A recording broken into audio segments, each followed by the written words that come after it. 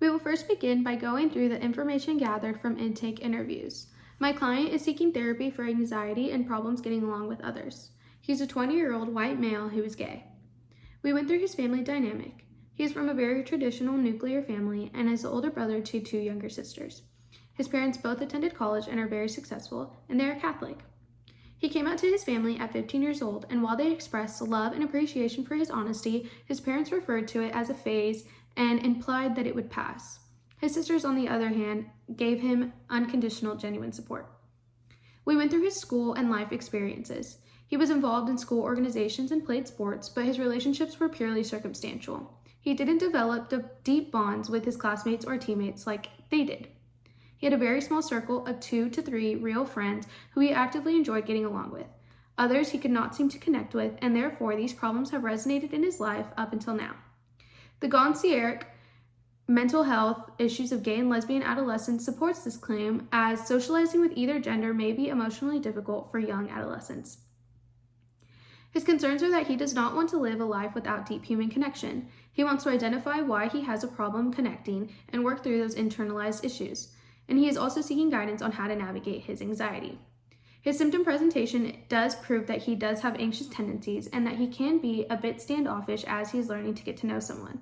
His goals are to work through getting more comfortable with developing relationships and finding ways to cope with his anxiety and finding his triggers.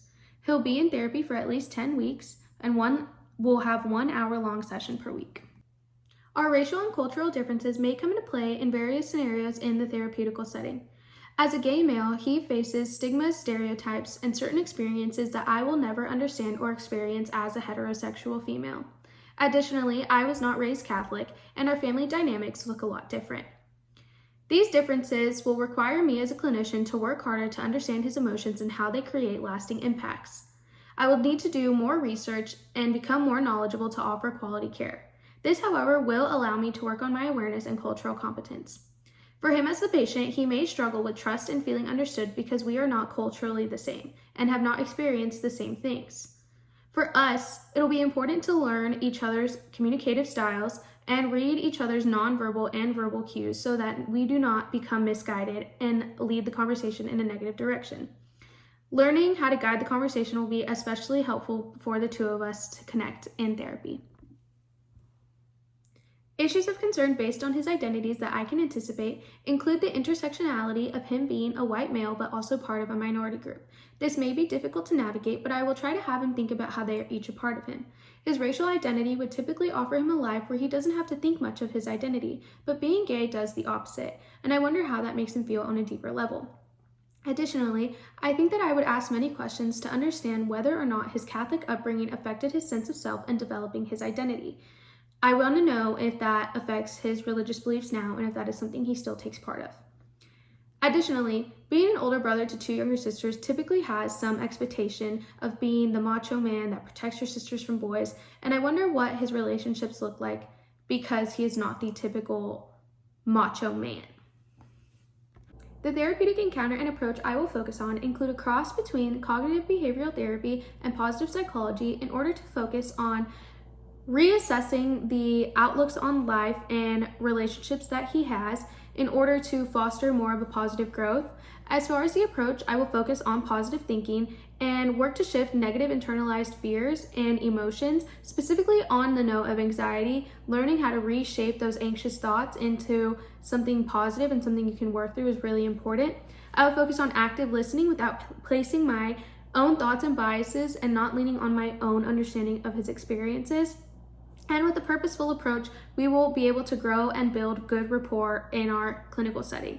I'd also like to try and learn about LGBTQ affirmative therapy as it's developing and becoming more operational. It's defined as therapy that is culturally relevant and responsive to LGBTQ clients and their multiple social identities and communities. This is really important as we are seeing more of these sexual minorities enter therapy, and it'll really enhance resilience and coping and community building, which is something that my client will especially benefit from.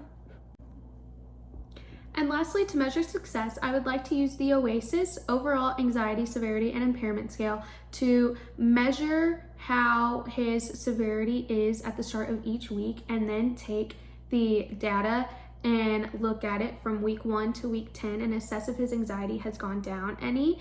The scale starts at 0, which means no anxiety, and 4 is extreme. So quantitatively, we would be able to see a reflection if his anxiety has lessened since we were in therapy. This was used in an LGB, affirmative cognitive behavioral therapy, for young adult and gay men.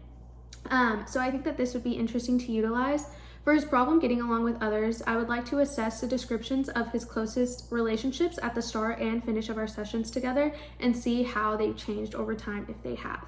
Lastly, I think it would be fair to simply just assess how he feels when he's in a social setting, if he's more willing to branch out and attempt to form these relationships. Knowing that he's at least trying would be a good reflection of our work together.